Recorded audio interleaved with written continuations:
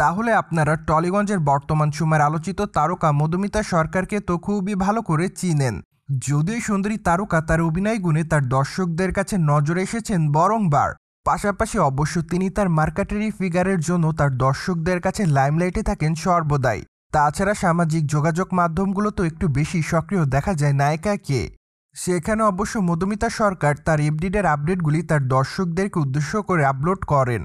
তাই তো বলাই বাহুল্য যে মাঝে মাঝে বোল্ড অবতারেও ধরা দিতে দেখা যায় টলিগঞ্জের এই বিউটি কুইনকে।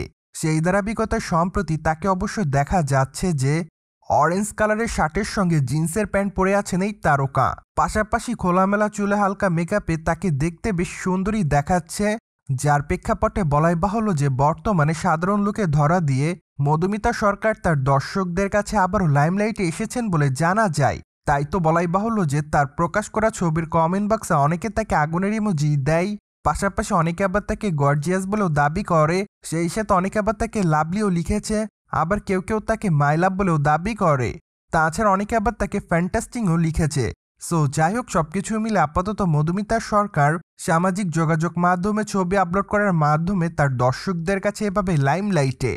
অন্যদিকে আপনারা সকলে জানেন যে মধুমিতা সরকারকে সর্বশেষ শ্রীমান ভয়েসে শ্রীমতী চলচ্চিত্রে কাজ করতে দেখা যায়। চলচ্চিত্রের পর্দায় তার দুর্দান্ত অভিনয় তার দর্শকদের কাছে নজর কাড়ার মতোই ছিল। তাই তো বলাই বাহুল্য যে চলচ্চিত্রটি মুক্তি পাওয়ার পর দর্শকদের কাছে নজরে ছিলেন এই সুন্দরী তারকা। প্রসঙ্গত আগামী দিনে মধুমিতা সরকারের হাতে বেশ কয়েকটা চলচ্চিত্রের কাজ আছে। তাই তো বলাই বাহুল্য যে খুবই শীঘ্রই মধুমিতা তার নতুন চলচ্চিত্রের শুটিংয়ের কাজ শুরু করবেন।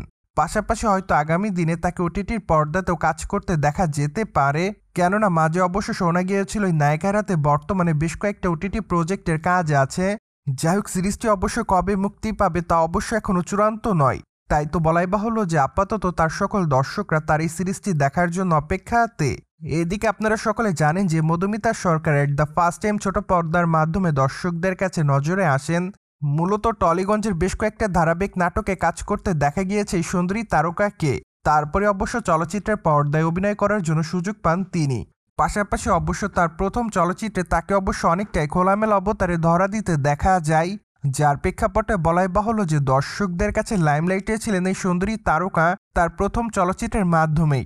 আর এরপর থেকে অবশ্য প্রতিটি নির্মাতাই তাকে নিয়ে কাজ করার জন্য একটু বেশি এক্সাইটমেন্টের মধ্যে থাকেন।